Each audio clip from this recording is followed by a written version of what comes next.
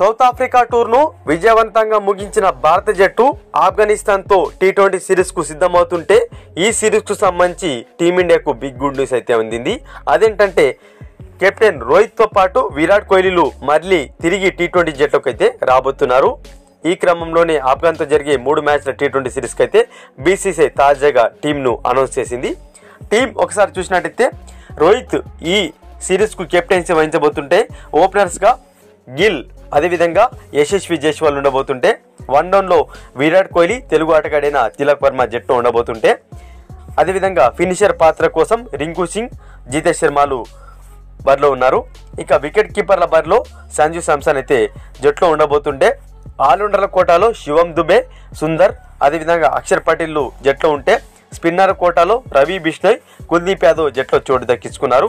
స్పేసర్ల విభాగంలో హర్షదీప్ సింగ్, ఆవేష్ ఖాన్, ముఖేష్ కుమార్ జట్లో ఉండబోతుంటే బూమ్రా, సిరాజ్ వంటి senior ఆటగాళ్ళకైతే rest లభించింది. మొత్తంగా ఆఫ్ఘన్తో జరిగే 3 మ్యాచ్ల టీ20 సిరీస్ కోసం జట్ అయితే ఈ విధంగా ఉంది.